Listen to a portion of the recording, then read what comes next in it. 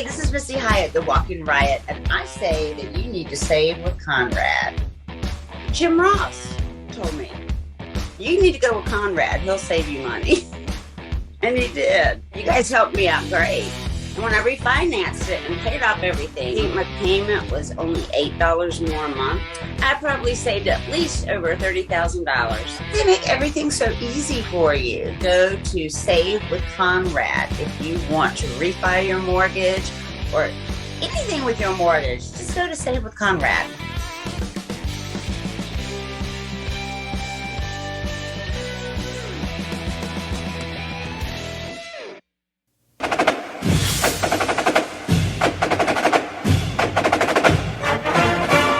Hey, it's Conrad Thompson, and you're listening to Grilling JR with the voice of wrestling, Mr. Jim Ross. Jim, how are you, man? I'm good, Conrad. Where the hell are you? I am doing our maiden voyage here on Grilling JR from my second home, and we're trying to dial in the studio so I know I look and sound a little different. My IT guy's coming by later this week, and hopefully the next time you hear me down here, I'll sound a little different. No, you sound good. You sound good. I just noticed the background was different. Yeah, man, I'm in your home state of Florida right now. Oh, good neighbor. Well, listen, good to see you. It's great to see you. You know, we have all, as wrestling fans, wanted to hear from you for quite a while, and this is your first time coming out and addressing your fans, millions of them. I'm coming out. There you go. Of course, you had a nasty spill right before Collision, and we're on the very first Collision, and then afterwards tweeted out that maybe you were going to take a little time off to heal. So catch us up, man. How are you feeling? How are you? I'm feeling pretty good. You know, I'm getting better. I think I'm getting better every day. I've just had a string of bad luck, health-wise, which is very unusual for me because, knock on wood, I've been very blessed with good health. But when you get to be 71 and you're trying to live a young man's life and a young man's business and going on the road every week, it can get very challenging. So that's kind of what I found myself in that situation. But what happened was, you know, it's a hell of a story. At least it was for me. I got up and unlike a lot of other people, I had to go to the bathroom in the middle of the night. So I hopped out of bed and to go to my bathroom, and apparently I tripped over my CPAP cord. And when I did, I fell face first into the end table next to my bed, and the corner of it hit over. Where did it hit? Hit over here somewhere, right here. So I had a huge knot immediately. I swelled shut almost immediately. But I was so sleepy and so out of it that I just got back in bed. I think I actually went to the bathroom. Mother Nature won that match, and then I got back in bed, and then the next morning when I woke up, that was my flight out to Chicago to do that first show that we're talking about here, Collision, and that was all I was thinking about. I woke up and I had a badass headache, but okay, a headache can keep JR out of work, but I had a bad headache, which was a result of the concussion. And my only thought was, I got to get finished packing and get on the road. And that's kind of what I did, but I was very unstable. Everything was very foggy, and I'd have been better off staying at home, period. But, hard-headedness and being stubborn. And I felt like I had a commitment I'd made that I wanted to fulfill. So I got dressed rather slowly, and my driver, I have the same driver that drives me to the airport and picks me up and brings me home every week. He knows if I'm not standing there ready to go to come upstairs where I live. But I was downstairs waiting and on a little unsteady ground and flew to Chicago. And as the day went on in Chicago, my voice kept going in and out, and I didn't know what the hell that was. And I thought, well, I'll get over it. I'll drink a lot of hot tea or hot coffee or whatever, hot something, and make that work for me. But it was just too much to overcome. And I apologize for how I sounded. I didn't intend to sound that way. I didn't want to sound that way. And I know it disappointed a lot of people, it disappointed me. I don't think it made anybody at AEW real happy how I sounded, but I was doing the best that I could. So after that show was over, I went back to the announcer's locker room where we all dress, all of us collectively, a little community place. And I sat there for a little bit and thought, man, I can't keep doing this. I don't feel good. Something's not right. I got here, I did the best I could, but boy, I need to get home. And so good old Raphael Morphy, who's taken care of me so much on the road over the years, helped me get back to the hotel. I took myself in, and I didn't even get undressed that night. I wanted to make sure that I could not waste any time making that flight the next morning. So I flew home, headache and all, and I've been here ever since. I've been out of the house a few times to go to the Publix, go to the grocery store, maybe 2 or 3 times in the last several weeks. Other than that, I've got people that are helping me get groceries or whatever I need, prescriptions, things like that. But I was too unsteady to drive, and sure as hell too unsteady to walk around a grocery store. So I had my housekeeper buy me a little cane, which I'm embarrassed to say I've used a little bit, not outside, but here in the house, and to help me get around so I don't, have any more falls. I got all kinds of messages from people that have had issues in their life falling. Well, I don't have an issue of falling. Maybe my issue is just landing. But I don't, I've fallen twice, but I just look at that. I just tripped. Middle of the night, that CPAP cord was hanging down, and I just stepped in it and like a noose, took a step out, boom, down I went. So, but I was very lucky. I was very, very lucky. I was very lucky I woke up. I was very lucky I didn't bleed out because I had a lot of blood on my pillowcases. I rinsed in $high sheets, and but I had to fight through it, and I've been fighting through it ever since. The concussion was one issue. I'm working on our book, which may be called Business Has Picked Up. I'm not sure yet. We're still working. We're still debating that title. But I got a manuscript here that we've written, and I've been trying to get to it to read it, but I haven't been able to see good enough to read out of one eye. So I'm getting back on that track. That'll be a big week this week to finish doing some writing. And we wrote some really good stuff on Sunday with Paul O'Brien and I. He was on the phone with me from Ireland. So I'm trying to get caught back up on that deal. But as far as going back on the road, I don't have a return date. Tony Khan's been very nice as far as take all the time you need. And, if you want to take several weeks off or the summer off or whatever you'd like to do, just get healthy. So I appreciate the fact that he's being patient with me and that he is encouraging my good health, because that's really the main thing. And it gives us all an eye-opener, Conrad and Bull Ramus there. There's nothing more important than our health. And so many times we take it for granted. I have for years. So I'm going to be a little bit more aware of my health. I'm going to be a little bit more aware of how I take care of myself. But in the meantime, I've been here at home, and I kind of caught a lucky break, Conrad, because there's been a lot of real good wrestling on television in the last few weeks. Oh, yeah. And being a wrestling fan of all genres and all brands and all companies, I've been able to entertain myself with the business that I love. So that's kind of where we are. I wish I had better news. I will be back. I will continue working. My arrangement, my contract with AEW is still in place. I don't have a lot of time left on it, but I got enough. I'm not concerned about that. Either I'm retained or I'm not, and I'm just going to take it a day at a time and see how it works out. And but I enjoy working for AEW. It's fun to be a part of a startup. I said that when I was hired. It's great to see all these young guys start to come into their own. And I'd love to be there for the rest of the journey to help guide them along the way. almost in a talent relations type situation. I enjoy helping these kids.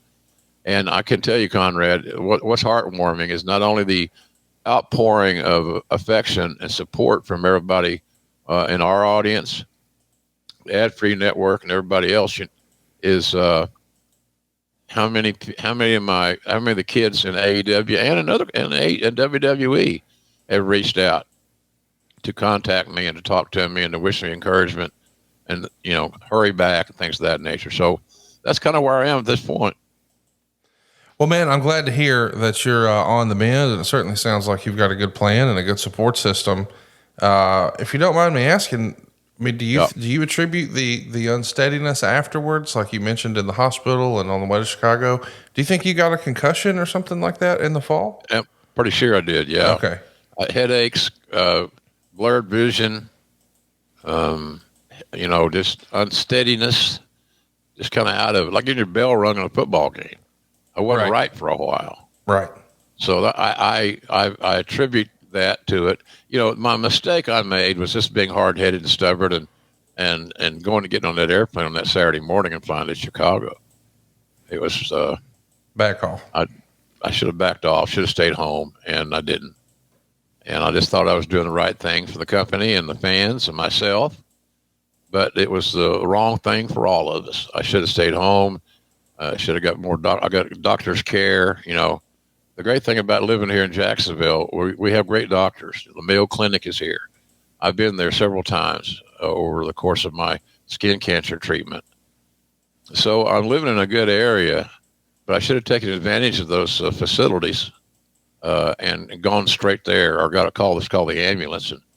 But man, oh man, I hate to get started in that process. Get taken out of my place where I live in an ambulance, put me on the elevator, take me to the hospital, and give me checking me out. I'm just an old school guy, and sometimes the old school can bite you in the ass, and it kind of bit me in the ass by how I conducted my aftercare, shall we say.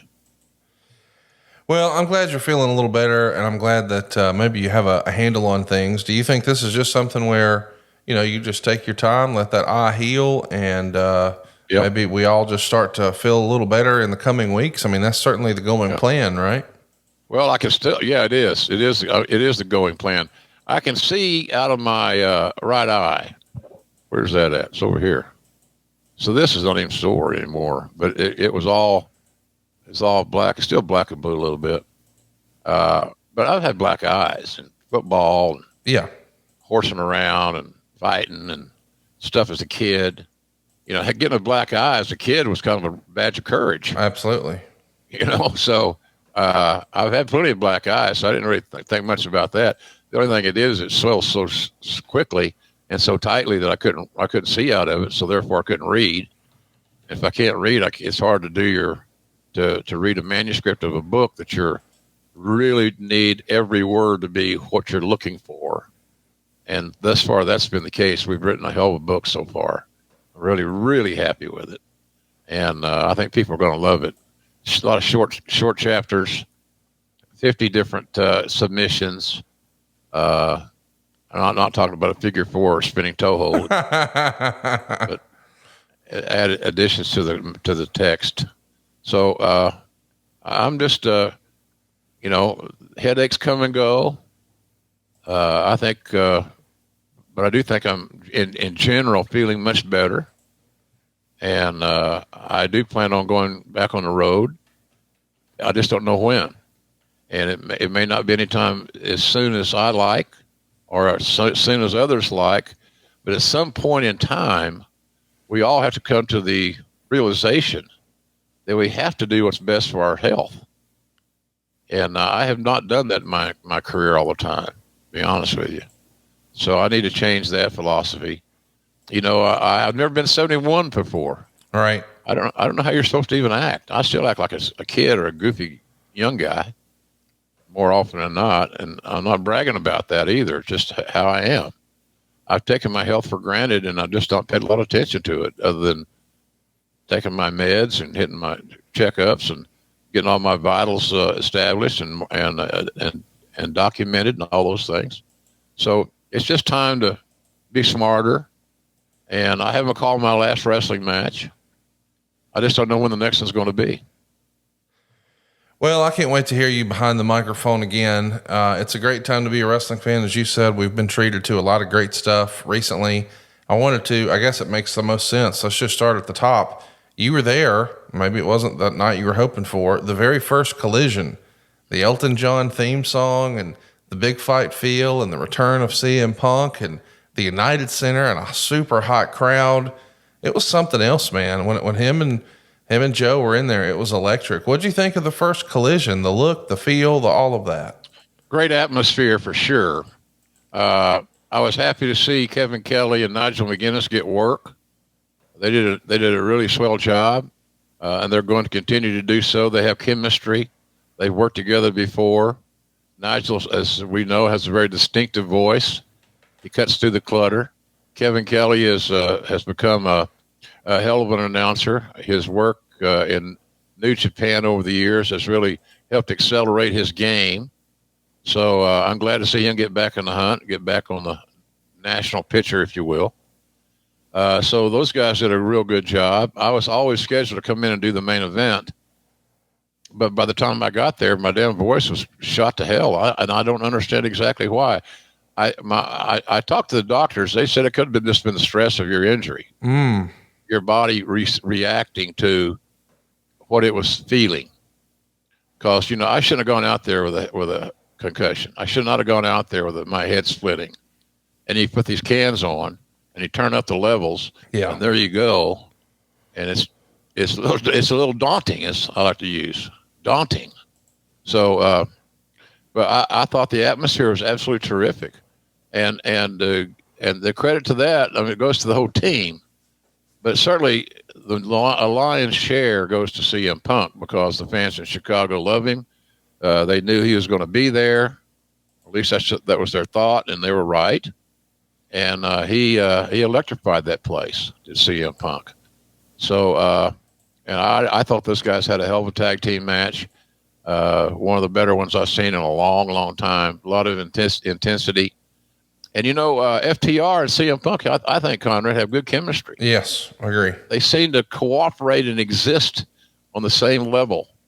And I think that's kind of cool. And I have a lot of respect for all those guys in that regard. Well, that whole match was a kick-ass match. There's no doubt about it. And, of course, coming up this Saturday night, it's CM Punk and Samoa Joe. And for those that have not seen that match, back in the day, 2004. Yeah. And most of you haven't. That's a long time ago. Yeah. You're in for a treat. Because all I can tell you is that they will intelligently beat the shit out of each other. Yes, they will. They'll have a game plan. They'll be able to connect the dots, as we say, and they will kick ass. It will be as physical a slobber knocker as you will see. And I love those kind of matches. I only wish I was there to call it. I will not be, but I wish I was there to call it. So, but in any event, it's going to be it's a good show. The Saturday nights historically are challenging to get ratings. Mm-hmm. I'm not sure exactly why. People have other things to do. It's a date night or a going out night or whatever night. So it's challenging. We have to build an audience. That's going to take some time, but we've got the right roster, I think, to do that. It's just going to take a little bit of time, and the audience has got to bear with us till we get this thing built to where we want it on Saturday nights. But I'm glad. I'm happy to be patient and watch it grow. Saturday night wrestling is not a new thing, but it is still a challenging thing simply because of the social changes in our lives on Saturday night. People do things. They're away from their television. However, the good news is that many people now are adept at recording and streaming and DVRing and all those things. So it's a pretty cool deal. I forgot I had stuff recorded on my DVR, and I went back and looked at it. It's like a list this long. Right. So delete. But I recorded, I think, maybe out of fear I'm going to miss something. And if I do miss it, I got it on tape. So type deal. anyway, it's all it's all good. I'm glad we're doing that Saturday night show. It shows confidence in Turner that they're giving us 2 more hours of primetime television. They don't do that on a whim or accidentally. Well said. I think they've had some good shows. That first show was absolutely fantastic. I mean, Eric Bischoff has been a really, really vocal critic of AEW at times. Loved it. How come? How come you think? I think he just, I think he took issue with Tony Khan saying something like, I won't make the same mistakes WCW did. And maybe he said something about Ted Turner. And I know later Punk made some sort of conversation about Hulk Hogan. And of course that's one of Eric's best friends. So I think it was just, hey, you don't know Ted Turner. Hey, you don't know Hulk Hogan, that sort of thing. But he went in and he watched that show with an open mind, without any, preconceived notions of what it could be. And when it was over, he said it was an 8.5 out of 10. It was a darn near perfect show. He absolutely loved it. I felt the same way. It left me wanting more. And I loved in week 2, a little tip of the cap, they played like a similar instrumental to what used to sound like when they opened Saturday night's main event, and we had those different stand-up promos from Hulk Hogan or Brutus the Barber or the Honky Tonk Man or whatever. That similar music underneath the promos to start the show for the last 2 weeks of Collision, I've really enjoyed. It's a nice little tip of the cap. If you know, you know, and if you don't, it's not a big deal. Right, yeah. Good point. Yeah, that's a good point. I'm with you. I hadn't noticed that either. I'll start paying attention in that regard. I wanted to ask you, we're just, I guess a week, or by the time folks are listening to this, we're 10 days removed or so from Forbidden Door, which congrats to AEW. What a record, man. The highest grossing event in AEW history, the biggest gate ever. I think it's the 3rd largest in wrestling history in Canada. I mean, it couldn't be considered anything other than a success. Some of my friends in the pay-per-view world tell me that it did as good or maybe better than Double or Nothing. And I don't think that was the case last year. So that's a tremendous vote of confidence from the fan base. And, it's easy to paint pictures and cover yourself up in a tribalistic blanket of I'm only WWE or I'm only AEW. But these are great metrics. It seems like WWE setting a record every time they go out and they do live events. And now AEW is doing the same thing. It's really exciting. And I love that show. I thought it was much better even than last year's. And you've been fortunate enough to call the fantastic Kenny Omega Okada matches. We saw both Okada and Kenny Omega do their thing here in different matches. Let's start first with the main event, Bryan Danielson and Okada. Man, what a dream match for so many fans for so many years. But it was just not his night, man. Breaks the arm just 10 minutes into the match, still continues like another 15 minutes in the match, and wins the doggone thing with one arm. So clearly, whatever we were planning to do or things we had in mind, well, that's all out the door. We're trying something new. I thought they did a fantastic job literally working with one arm. It was a great idea to do that show. The concept of that was, I thought, terrific. The cooperation from New Japan, the fact that there's so many guys on the AEW roster that have such a strong New Japan relationship helped us. There's no doubt about that going forward. But I really thought that was one of the more enjoyable pay-per-views I can remember seeing in years. Thought the show from top to bottom was outstanding. I was very impressed with the match quality between the start of the show with MJF and Tanahashi. Mm-hmm. I don't think people had a lot of faith in that. I think they thought that the character of MJF would not allow the match to be great. And that was not true. The match was excellent. And they told a great story to start that show off with a strong wrestling performance by both guys. Thought it was great. The match pairings are really, really good. Punk's match with Kojima, I call a lot of Kojima matches back in my Access TV days. He's a very physical guy. I thought that was going to be a good one, and it was better than I thought it was going to be. But I'll tell you that the Bryan Danielson match was just as good as I can remember seeing in the last 10 years, maybe longer. You know, I was very lucky to come along with the right place, the right time to call a lot of really unique matches. You know, that you see them on Twitter and social media all the time, stuff that I've called, because people remember these matches and fondly. For example, you know, Flair and Steamboat ×3. Right. Well, you know, that may never be replicated. And I'm not knocking Will Ospreay and Bryan Danielson whatsoever. To the contrary, their match was epic. It was a match that young wrestlers hopefully will study for years to come, and wrestlers that are wrestling today will go back and check their egos at the door, and go look at this match to try to improve their game, because that was a nearly perfect laid out match, just awesome. And I was sure it made you proud to be a part of the pro wrestling business, seeing matches like that. So I thought that was just a great booking. The idea was great to start with. I mean, the idea I had confidence the idea was going to be good, but you know, the general public may not be as aware of and familiar with some of the cats from New Japan as others. I know there's a cult following. I thought one thing that was good there, Conrad, was the fact that Kevin Kelly was on the broadcast team. And even though Excalibur is generally the smartest guy in the room, he still probably was then too. But well, you know, having both Excalibur and Kevin Kelly on the broadcast team was brilliant. Yes, because they're both, you know, of course, Kevin works there. He knows the talents, knows the storylines, knows what they like to do in the matches and so forth.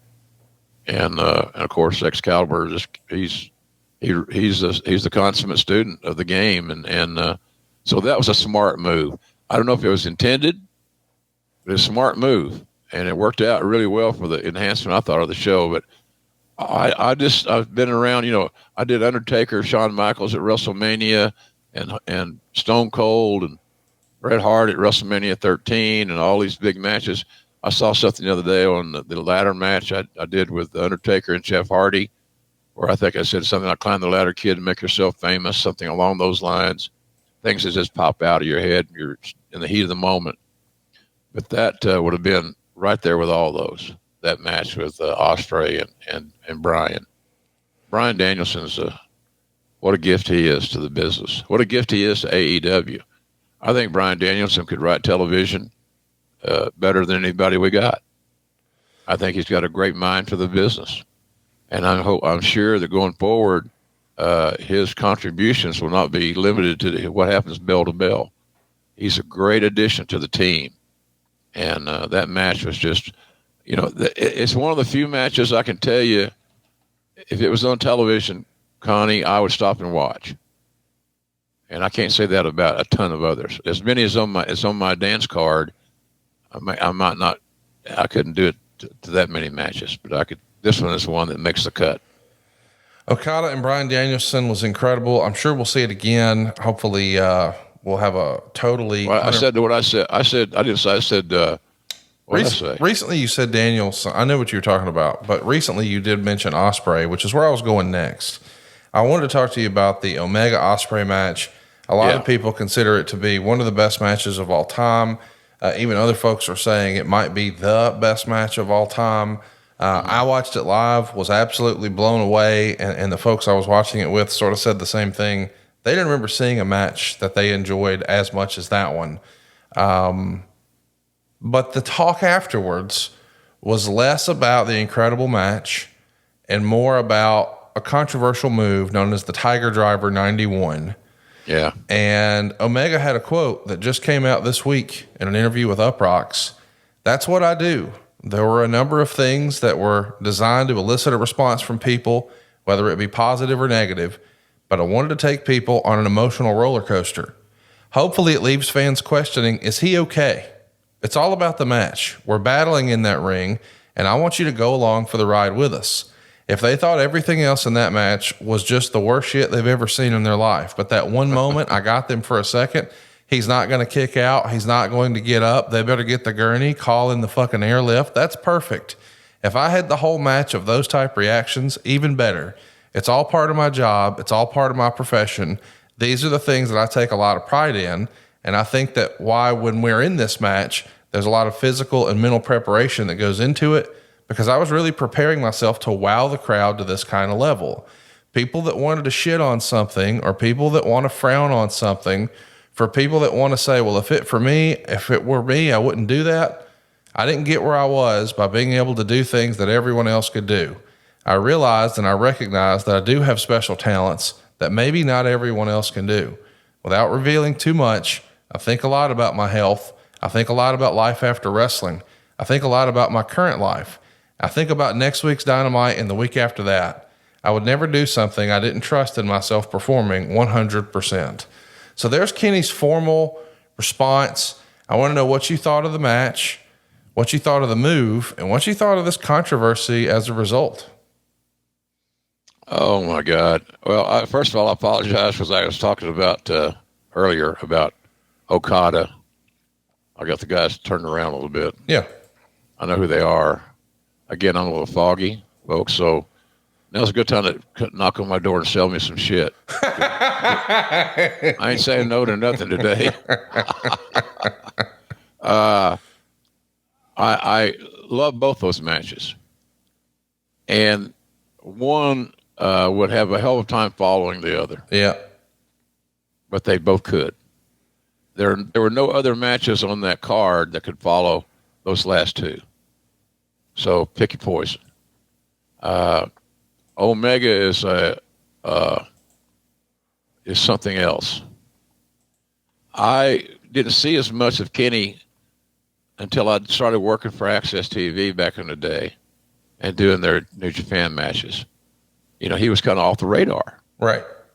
You know, his name was out there, but knowing his work was not as familiar with everybody as it is today.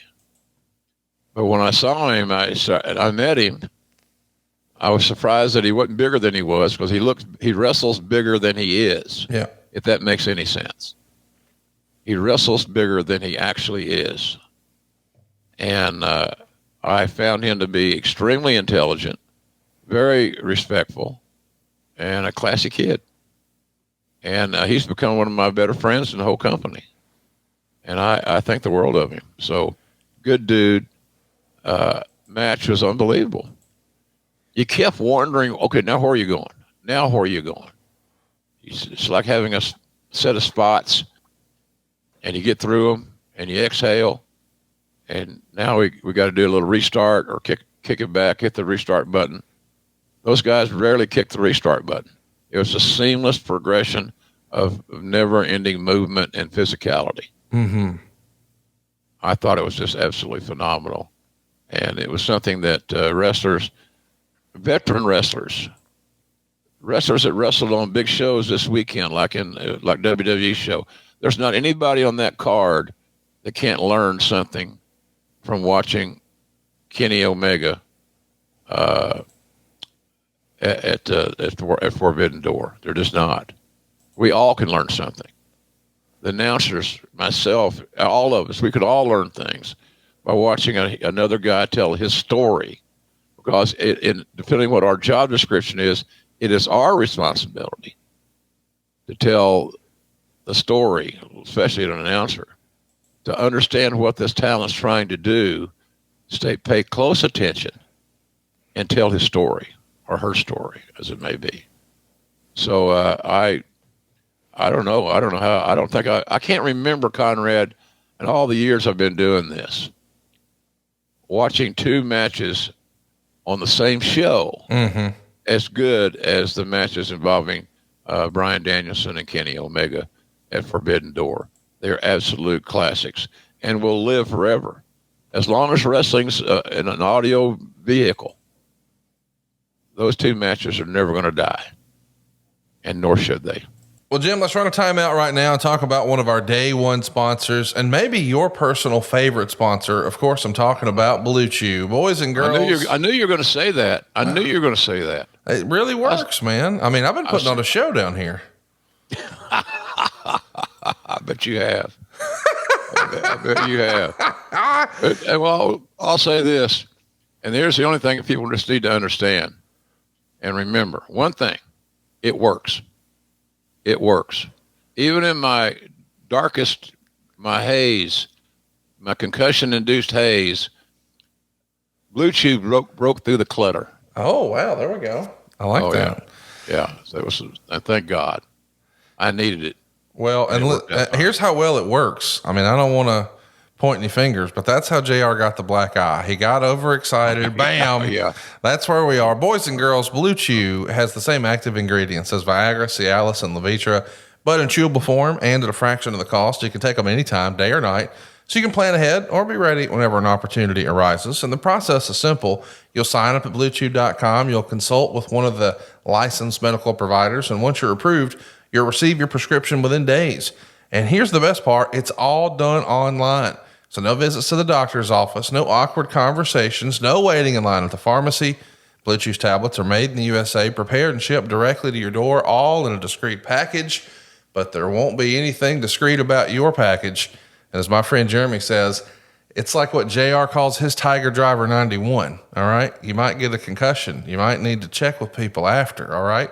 Blue Chew wants to help you have better sex. Discover your options at bluechew.com. Chew it and do it. And boy, we got a special deal for our listeners. Try Blue Chew free when you use our promo code JR at checkout. Just pay the $5 shipping. That's bluechew.com. The promo code JR will receive your first month free. Visit bluechew.com for more details and important safety information. We want to thank Blue Chew for sponsoring today's podcast. So, Jim, there's been a lot of chatter about the Tiger Driver 91. Is it too dangerous? Should they do it? Shouldn't they do it? We've heard from Kenny Omega. You've seen a thing or two in your day. When you watched the match, did you think it was too dangerous? What do you think of Kenny's response? I thought it was shocking. Yeah. I wasn't sure what the hell they did. It happened that quickly. I'm a little leery of Tiger Driver 98 or 91 or whatever the fucking name it is. Everybody's got this thing's got a name. Yeah. You know, a headlock's not a headlock anymore. It's something else. Some exotic name. Looks like we're ordering from Silva's favorite Mexican restaurant. Always some name, you know. But it shocked me. It was so sudden and so impactful, and maybe that's how and why it was designed. But obviously Omega felt like he had no issues taking it. That's right. Because it wouldn't have happened if he didn't want it to. It was a startling and a final end to one of the greatest matches I've ever seen.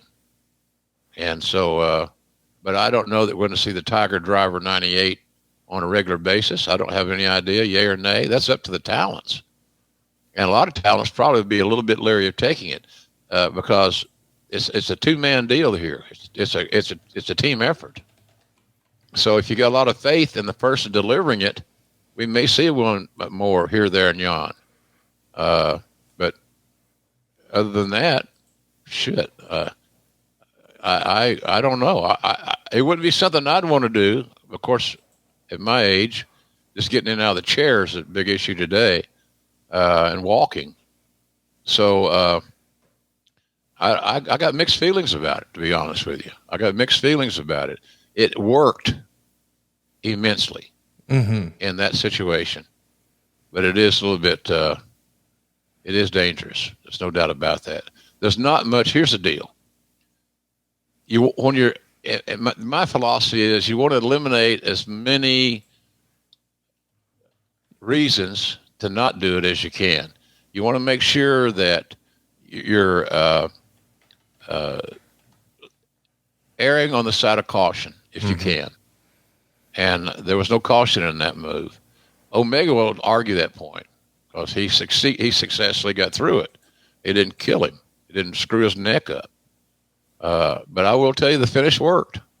Those guys knew what they were doing. It was sudden enough. They'd done. What else could they do, for God's sakes? Yeah. You're not going to win with an inside cradle. So I thought it was amazing. But I'm leery of the hold. It's got to be done by two people that have complete confidence that they can execute it safely. And I don't know how you can guarantee anybody in those tight quarters that you can execute it safely every time. And what move can you execute safely every time? Maybe a wrist lock or something. Well, listen, I took the stance. Hey, I'm not a wrestler. I didn't put together the match. I don't pretend to know anything that Will Ospreay or Kenny Omega. I defer to the professionals, just like in every other industry. And if they think that they can do it safely, I think it's their choice and their decision.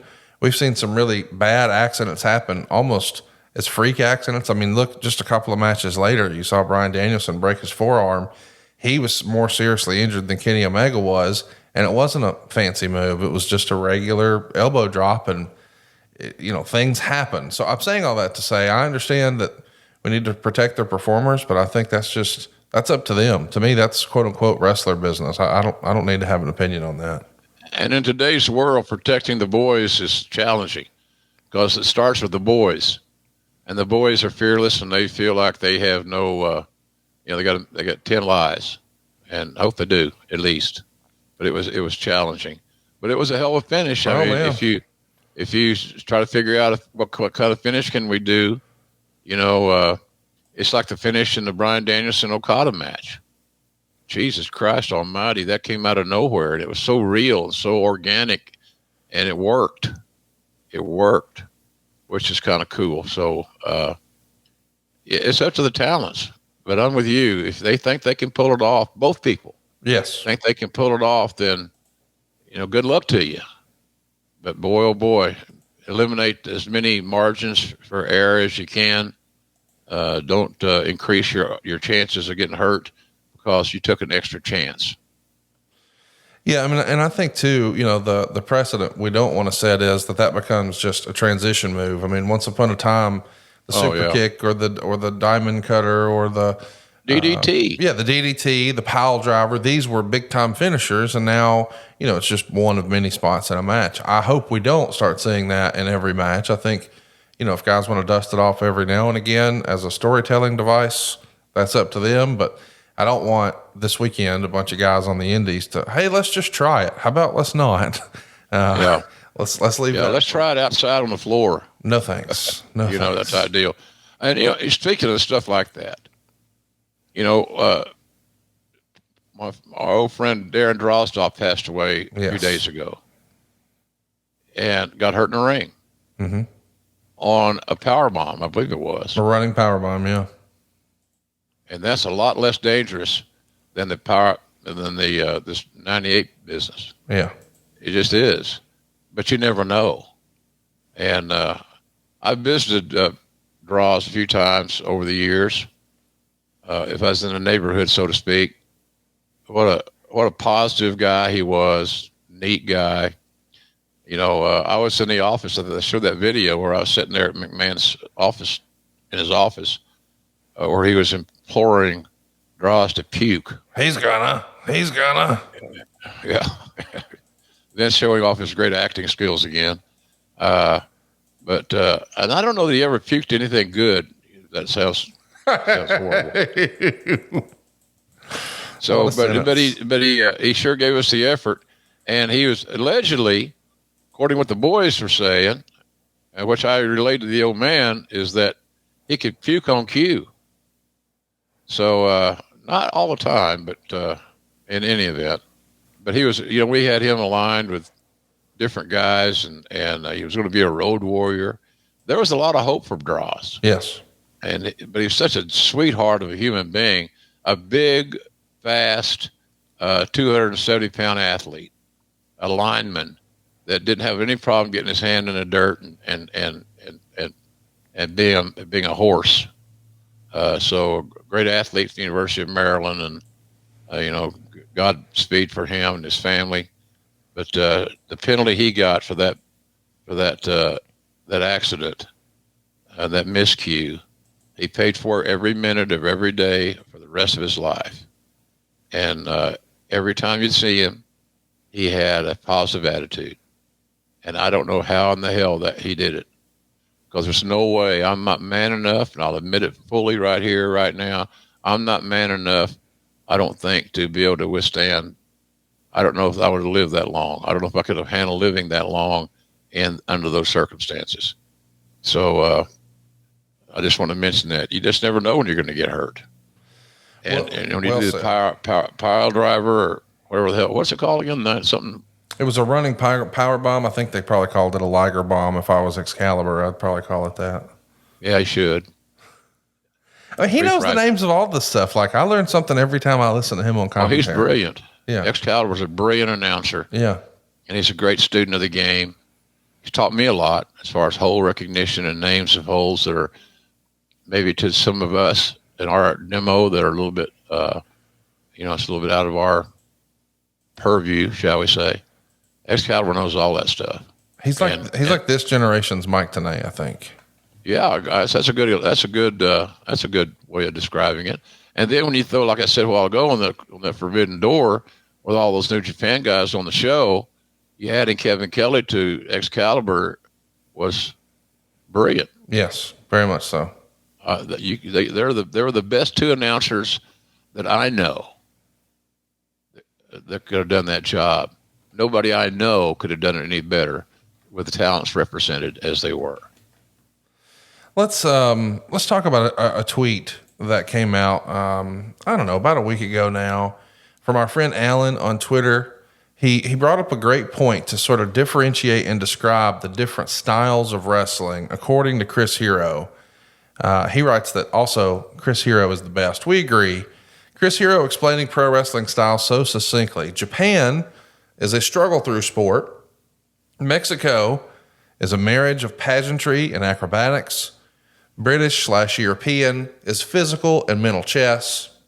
And American wrestling is a morality play. I thought this was genius. I wanted to highlight it because we are on the heels of Forbidden Door, and we saw that American style and that Japanese style on the same show. And I know you've had the luxury of calling wrestling nearly for 50 years now, so you've literally seen it all. What do you think of Chris Hero's way of describing the different styles and the way wrestling is approached in different parts of the world? Oh, succinctly brilliant. He's right on the money. Right on the money. Some old schoolers older than me or in my age group might defend it because we are of a mindset that we don't like anything. We don't like any changes. All changes are negative, and they're not. Lighten up, Francis. All changes are not negative. But all he did was break everything down into simple, couple of words each. He's a very bright guy. I'm surprised he's not helping somebody in an agent, coaching, writing, creative area, because he's really got a great mind for the business, as Chris, and a nice guy. He's a real nice guy. He's doing some stuff. I don't know that it's all the way out there yet, so we won't necessarily spill the beans, but he's got a brilliant mind for wrestling, and I love that description. And, that's the one of the two pay-per-views that you and I have missed since we got together here. I wanted to at least ask you about the other pay-per-view, Money in the Bank, but before I do, I wanted to get your take on a controversy that's popped up, another one of these talking points in the last week or so, that perhaps AEW is using too much blood. For a long time, there was a lot of blood in wrestling, just a ton of blood in the territory days. Red Turns to Green was, in fact, one of your co-authors' books. I mean, it's just the way the business was. And then we saw through the Attitude Era, lots of bloody matches, not just in ECW, but in the WWE. And it seems as if they've moved away from it. And now it's a every now and again occurrence. There's been some critics, including Dave Scherer of PW Insider, who thinks John Moxley and others in AEW, quote unquote, bleed too often. But we were just talking about how great the Omega Ospreay match was, and they both were bleeding in that match. Do you think, has your opinion changed on blood in wrestling, and where is it today? Is there a happy medium in your opinion? It can be used as a shortcut. It can be used to add dramatic effect to a match. But so it can be overused. If still used intelligently, timely, logically, I have no problem with it whatsoever. But if you're doing it because you can't think of anything else to do in your match that's going to captivate the audience, maybe the wrong reason. So I think it's got to be the right place, right time scenario. I don't think anybody's using too much blood right now, at least on national television. WWE certainly isn't. And I don't think that, AEW uses more blood than WWE, I would say. fairly. Doesn't mean it's better or worse. It just means that they use it more often. But if it's used correctly in a timely manner that makes sense, I got no problem with it whatsoever. And yes, John Moxley has kind of got on a roll there where he was getting blood, seemingly getting color every week that he was on television. And sometimes I can see that being, maybe a little bit overdone. But I don't remember John getting color that it didn't fit the mood, right, the moment. And that's kind of what it's all about. So I don't know. I'm not anti-blood. I'm pro-blood when it's used on a timely basis and when it makes sense. Well, I think we're all pro-blood in the new video game, Forbidden Door. JR, I don't think you're a big gamer, but I know that AEW fans have been waiting for this game for a long, long time. I know you did some voiceovers. I know that there's a lot of talk of, being able to expand the game once it comes out. Maybe they'll start to drip out new features and new characters and all that. What's been the reception you've seen or heard with the video game, and what was your experience like working on it? Well, I didn't do a lot of work on it. They lifted clips from our commentary, as I understand it. Okay. In my previous experience doing video games for WWE, we would go into it, like Lawler and I would go into a studio and read lines, hundreds and hundreds, seemingly. And that's no over-exaggeration, not wrestle speak. But we'd be there all day reading lines. Oh, he's got him. Here comes the Undertaker. That kind of stuff. Right. And it blow you up because it just puts so much. We're not doing golf. Right. Oh, the Undertaker's on the 18th green with Mankind. He's hitting with his putter. I think he's taking his eye out of his skull. I see the Undertaker's family cheering. I see Foley's family crying. There's no golf. No. Ain't no golf in wrestling. No. So anyway, I don't know where I was. I fly off into different places. I loved it. That was fantastic. My goodness. Listen, let's talk about Money in the Bank. It's fresh on everybody's mind. It was this past weekend. First of all, we should talk about the fact that it was in London. I can't imagine that we're going to have a new set of wrestling wars across the pond, but it looks like maybe that's the case because not only do they have I don't think so. Well, they had a sold out show. It was a super hot crowd. Yeah. And as a surprise, they brought John Cena out. Did you see John's interview? Yeah. Oh, yeah, absolutely. I saw the whole show. Like I said, I watched a lot of wrestling in the last several weeks. Right. Including that one. That was a hell of a good show. And what do you think of Cena sort of teasing WrestleMania? Why not? Yeah. It costs you nothing. Mm-hmm. You're not committing. I don't know how many WrestleManias WWE has committed right now on the books and where they are, but I would venture to say there are more than 1 or 2 years in planning already on the books for the WrestleMania sites. Right. But I don't know how at some point, you've almost got to do a WrestleMania out of London. I think so. I think it's territorially you would do that. So I don't know it's a big surprise. I didn't take it politically offensive. It's just, why wouldn't you?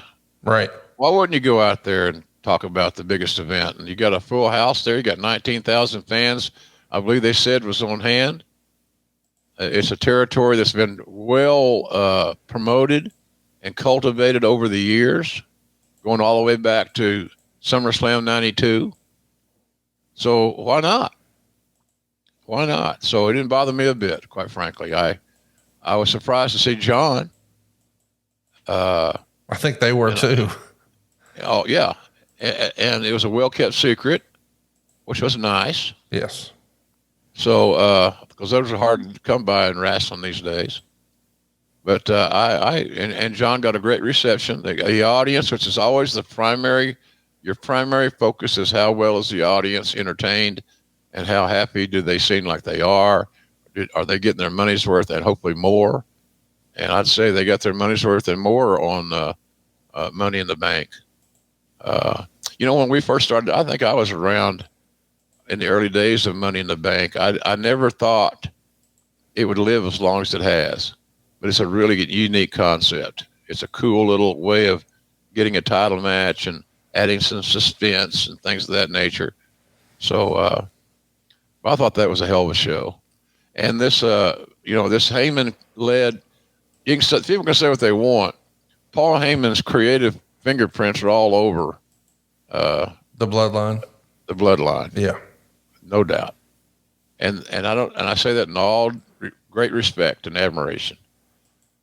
Let him create as long as he's got ideas, because he's really good. And once he emotionally invests in his own shit, he's hard to beat. Speaking of Paul Heyman.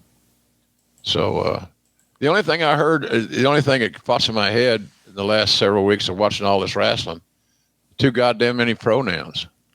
He's killing him. Mm. Okay, first of all, who the fuck is he? Right.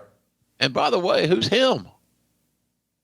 Can we not use other words other than just bland, innocuous? It's like oatmeal with nothing on it. It's just not that great. So use names. Use the big redhead, the champion, the challenger, the 300-pound or something. There's a zillion things out there that an announcer can use other than he got him. It's lazy, and it's a lack of concentration, and it's obviously a pet peeve for my old cranky ass. So, but boy, you get a chance to sample a lot of commentary and a lot of different production elements when you're sidelined, and that's how I've been. Hell, I've watched every wrestling show on television, I think, just about that I can think of, and I've enjoyed all of them. I really have, because they all bring something different to the table. I don't compare the show that I just saw to the one I'm getting ready to watch later tonight or tomorrow. Right. They're all different. So I got a break on that deal, Conrad. I'm not busy like you. I had a little time to watch some wrestling. Well, listen, I loved it. John Cena got a huge reaction on that show, but going into that, I feel like LA Knight was one of the most over acts, and I was really excited to see his reaction. It's been fun to see him sort of transition from being a guy who was just looking for an opportunity. And I mean, certainly he was the top of the mountain in TNA once upon a time, but this is his second bite at the apple here in WWE, and to see him enjoy so much success now has been really fun to see. But Kevin Nash was recently quoted on his podcast, Click This with Sean Oliver, quote, am I the only one that sees like an absolute ripoff of The Rock, to the point when he cut the promo on fucking Logan Paul or whatever the fuck his name is, the only thing he didn't do is turn the motherfucker sideways. Jesus Christ, does everybody have amnesia? There's nothing original. So Kevin, maybe not a fan of what LA Knight has been doing, but the fans were eating it up. Yeah.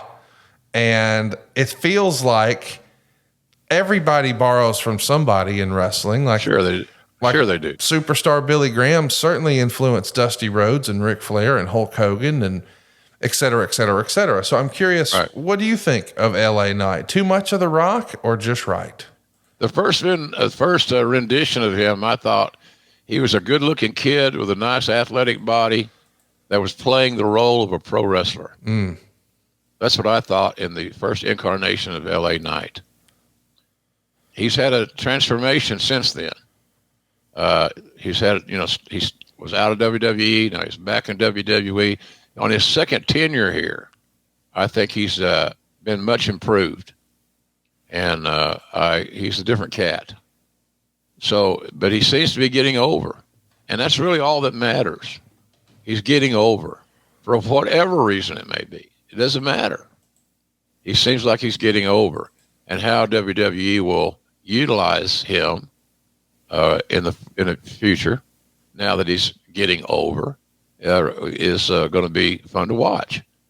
He's got a great body. He's an athletic kid. He's smart. But he finally took me out of that dimension where he was playing the role of a wrestler. I thought the same thing about Miz early on. that he was seemed to be playing the role of a pro wrestler and not coming by it naturally. Those days are over. He's changed that, and he's become one of the more successful guys on the road and characters on television. But Miz has made himself that way, made himself believable. But when you are outright playing, seemingly anyway, playing the role of a pro wrestler and doing what pro wrestlers should do, or you think they should do, then you find yourself in a bad spot. Not good. LA Knight, as I said, Miz is long gone from that area. Yeah, he's a legitimate star. LA Knight has a chance to become a legitimate star. He's the pastry of the week.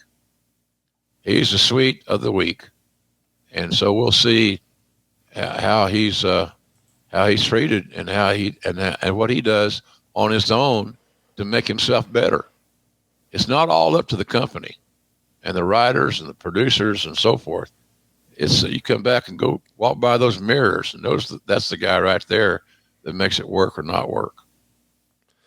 Well, I can't wait to see what's next for LA Knight, and I was excited to see Damian Priest go ahead and win the Money in the Bank.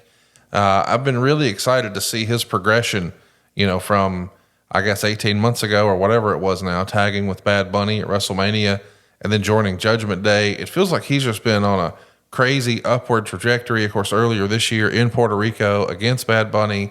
That was good. This is his year, man. I'm really excited to see him doing his thing.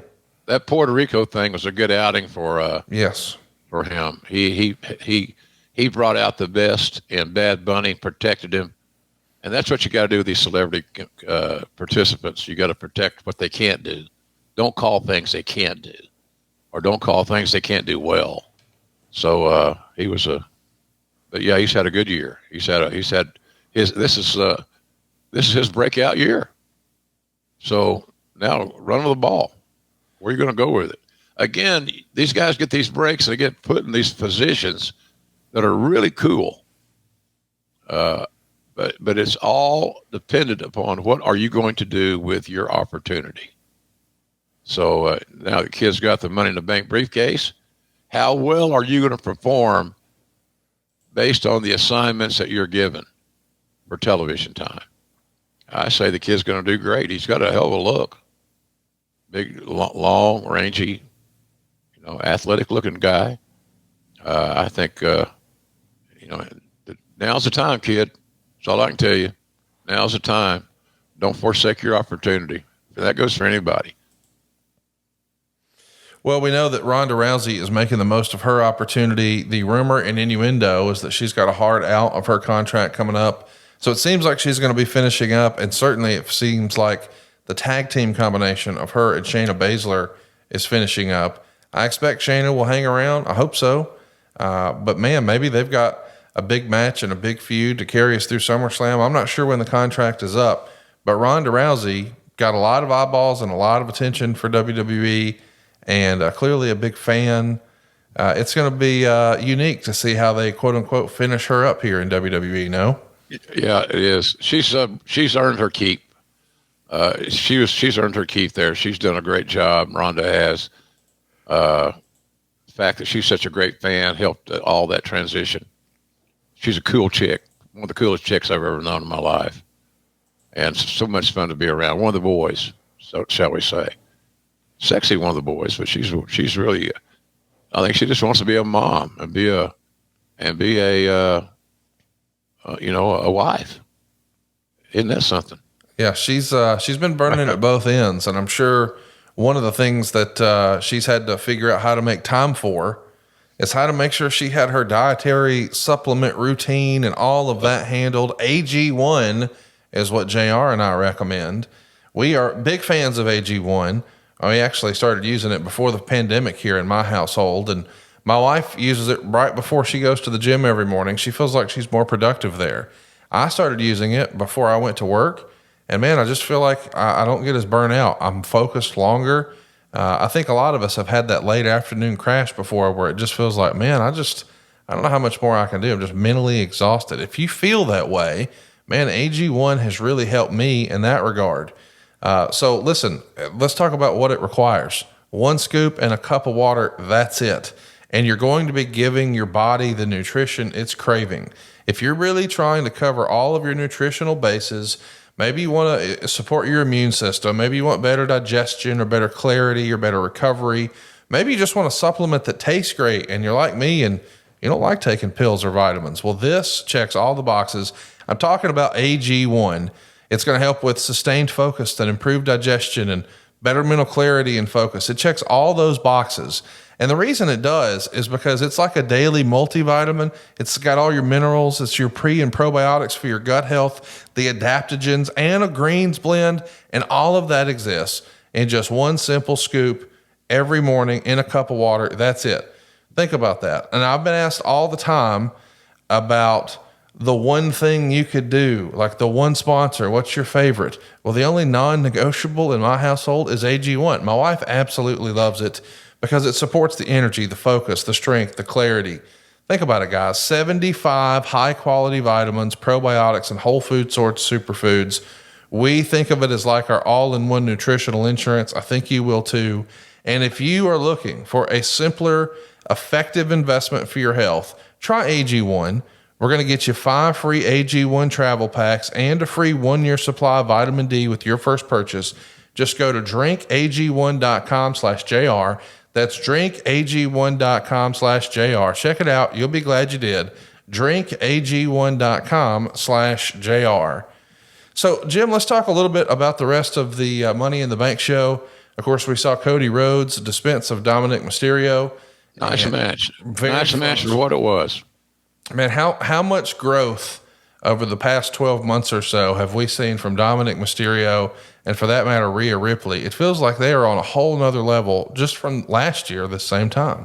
Yeah, Rhea Ripley's a huge star, and it encourages me because we have, as you can tell, my voice is going to hell already. I apologize for that. She's a big star. Yes. And, you know, I watched on Sunday night the Trish Lita stuff on A&E, and I felt very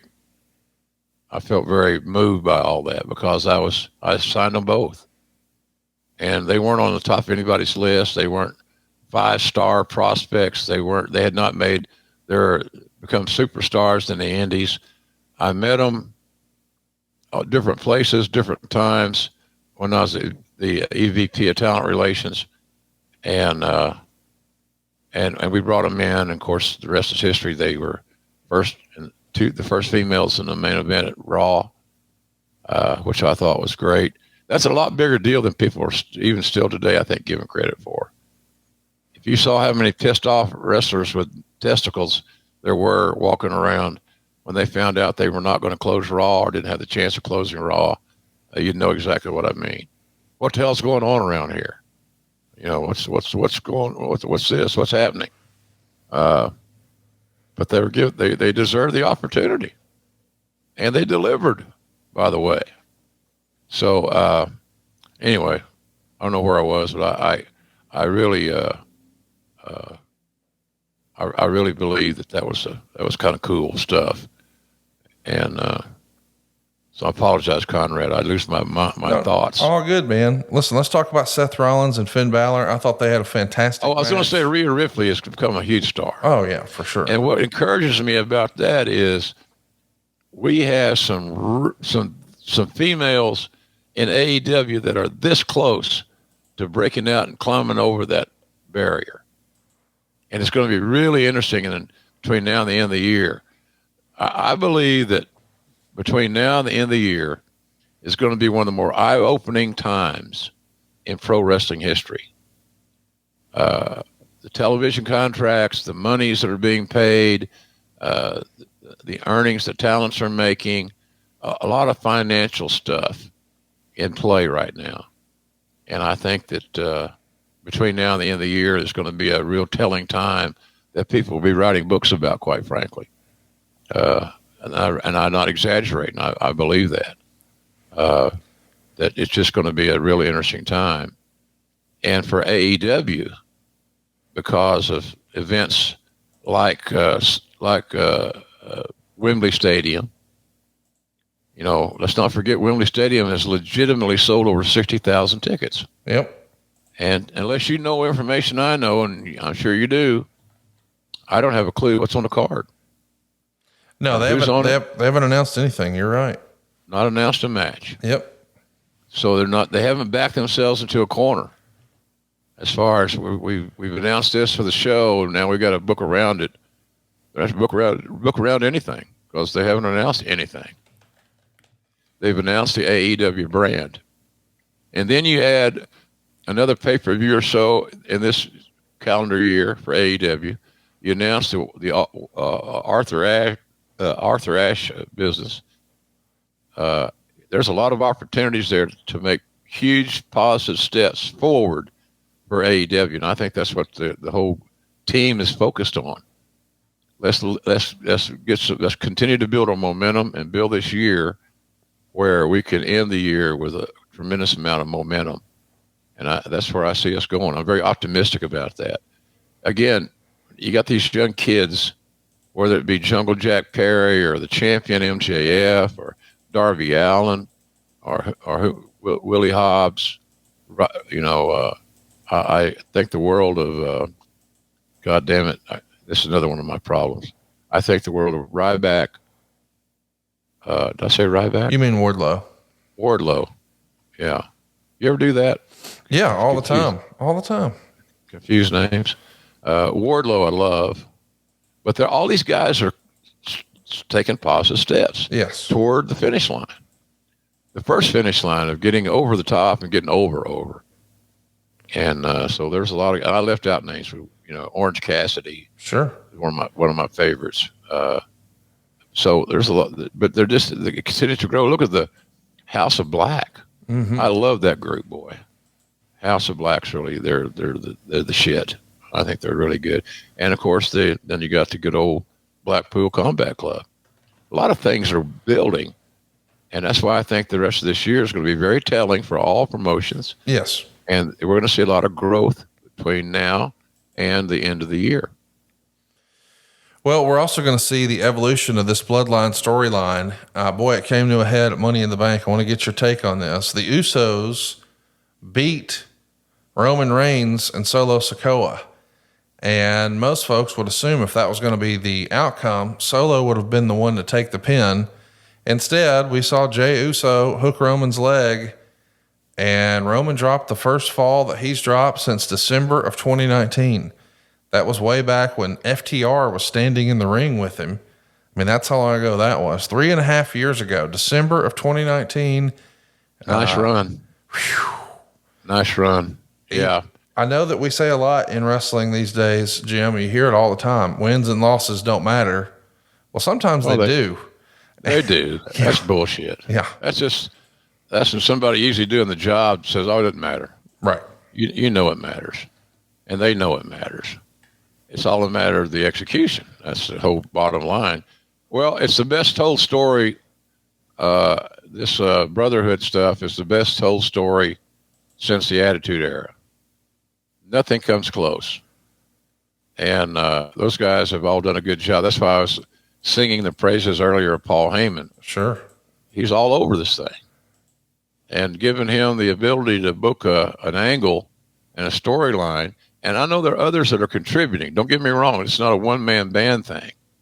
But when you got Heyman devoting his creative energies and time in it, you got a whole hell of a lot better chance at it being successful. And that's what we're seeing. This is really, really good. I like what they've done with that storyline. Everybody wants a storyline like that. And this one's a sweet one. Well, I'm pretty excited to see what's next. I think a lot of people are suggesting that it's going to be Jey Uso versus Roman Reigns in singles competition at SummerSlam. What do you think? Do you think that's the match we'll see at SummerSlam? Well, it looks obvious to me. Yeah. That's a story being told. Yeah. Everybody's talking about Cody this and Cody that. It's not time for Cody and Roman. There's other fish to fry right now for Roman Reigns, and that's good because it takes the focus off Cody. And he's still chasing, still overcoming obstacles and so forth and so on. So, I think I think not Uso and Uso, but Uso and Roman are the guys. Yeah. That's the story being told, and it's been a real nice story, and what a match those two guys will have.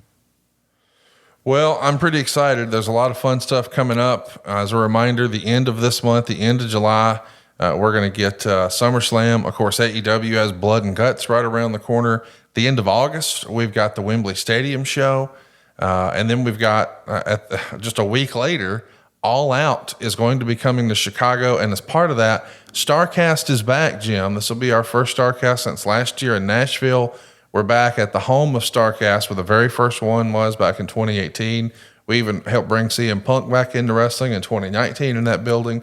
Did a couple of Top Guy weekends, and now StarCast 6. This is going to be fun, man. I got to get you feeling better. You got to be a part of StarCast. It's not the same without you.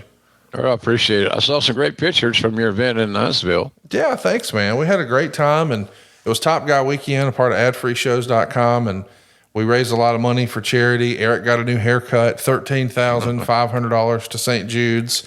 We've had a lot of fun stuff we've been doing over with Ad Free Shows lately, including a little sit down with Dick Cheatham, one of the head Turner accountants who worked not for WCW, but for the Turner organization. He knows where all the bodies are buried. That's available now over at adfreeshows.com. And as we're talking, Jim, or as folks are listening to this, tomorrow, bracelets go on sale for StarCast. So if you haven't already, make plans to join us. That's STARRCAST.com. We're going to have a bunch of panels, some of your favorite AEW stars there doing meet and greets, conversations and experiences you just can't get anywhere else. So if you're planning to come to Chicago for All Out anyway, why not make it a destination? Why not make it a weekend? Come stay at the Hyatt Regency there in Schaumburg, Illinois for us. We got a room link for you now over at starcast.com. So once you check in, man, you're in like wrestling heaven for 3 days, and then scoot over and watch the show, both Collision and, of course, the pay-per-view.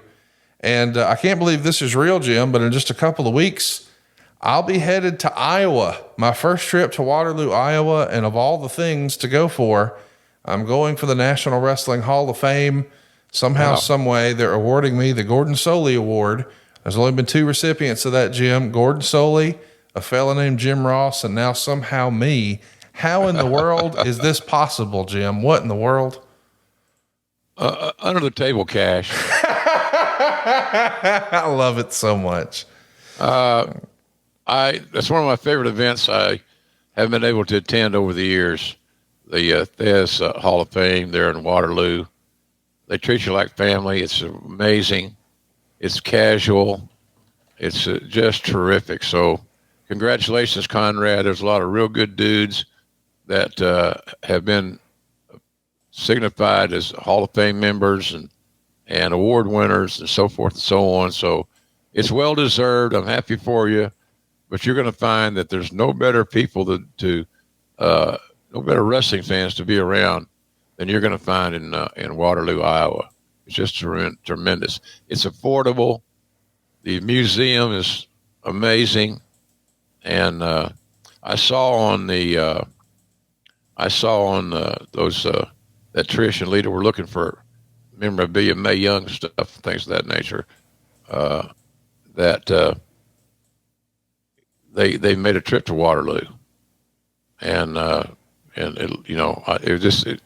seeing the facility brings back so many great memories. So if you've never been if you're ever in the Waterloo area, stop by and say hello and go to the museum.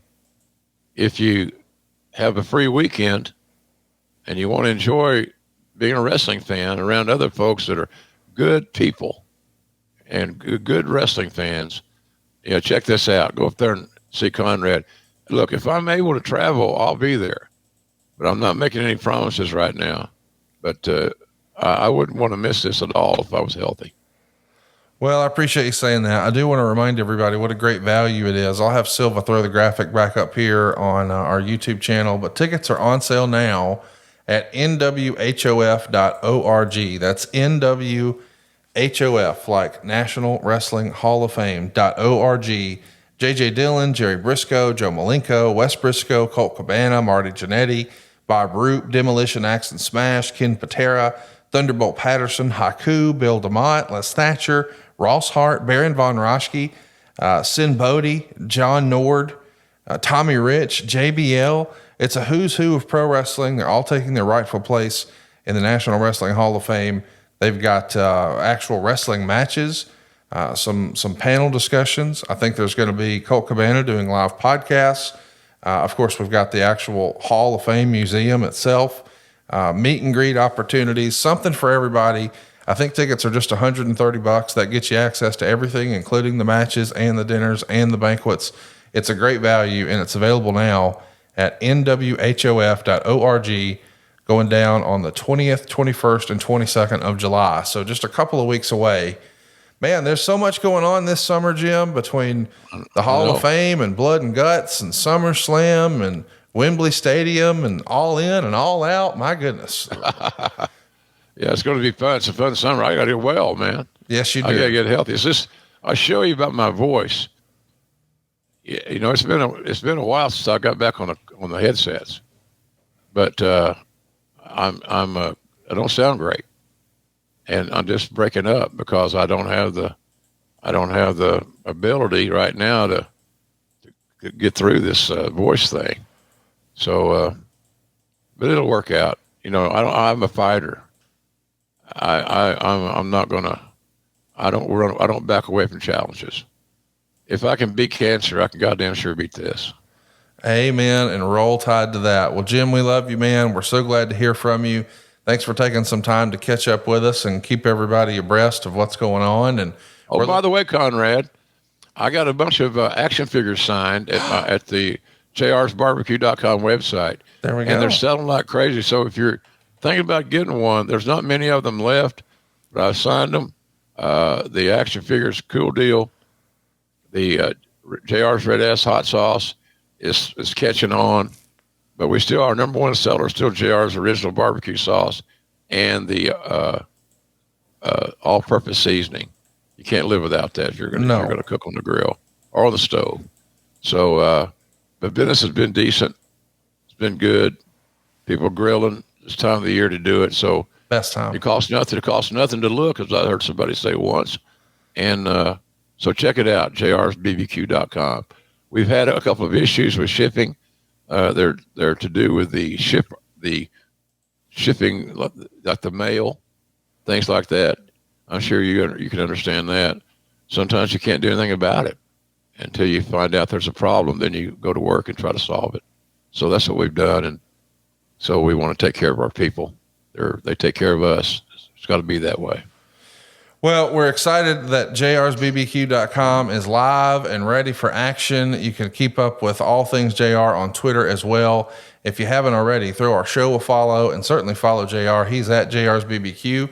We are at JR Grilling. I am at Hey, it's Conrad. And you can watch us, actually see JR in person on our YouTube. That's Grilling JR on youtube.com. Of course, you get all these shows early and ad-free over at adfreeshows.com, including some of the fantastic radio shows that we've heard over the years, way back when in Atlanta. We've got them archived and available for you to listen to at adfreeshows.com. So if you've enjoyed some of those teases in the last few weeks, there's a lot more where that came from over at adfreeshows.com. Jim, I had a lot of fun, man. I can't thank you enough for the time today, and I'm looking forward to seeing you on TV again real soon. I love you, Conrad, and all the folks. Thank you for the support. It's meant everything. It's meant everything. All the fan support, the tweets, the Facebook stuff, everything. But I appreciate everybody a lot. So we're all family, folks. We got to stick together, and don't worry about old JR. He's going to kick out and be just fine. Yeah, he is. And we'll see you sooner rather than later right here on Grilling JR with the voice of wrestling, Mr. Jim Ross. See you, everybody. Thank you. Hey, guys, Tony Schiavone. Need to call a timeout real quick. Wanted to tell your listeners what I've been telling What Happened When listeners for a while now about all the cool things happening over on adfreeshows.com. On a new edition of The Insiders, Conrad sits down with former Turner finance executive Dirty Dick Cheatham, talking about the internal war between WCW and Turner and the Monday Night War with the WWF. And my assistant said, "Hey, you're not going to believe who's down there." I said, "Who?" She said, "China's down there." And I said, "What are you talking about?" Yeah. And I went over to her window and looked outside. The whole all of Diggs is down there. Get the camera. so we went down there, and of course, Diggs and Beckett was down there in the fight with security. On a bonus episode of My World, Double J watches back his tag team championship match against FTR and breaks down the hilarious Briscoe farm skit that preceded it. And they said, can y'all be in the background talking? And the four of us are down there, really just all four of us. But Lethal and Sanjay, I said, we got to start being silly. I just started strumming the guitar, and Sanjay started bouncing that baby, and Sanjay and them started doing the do-do. I think this is, I don't know if it's the funniest, but I still think it's hilarious. It's a complete ad lib, but it played to, the line he said, them clowns, and we're down there dancing. Perfect. Perfect. That's just a small taste of what we got waiting for you. With 4 levels to choose from, see for yourself why ad-free shows is the best value in wrestling today. Sign up now at adfreeshows.com.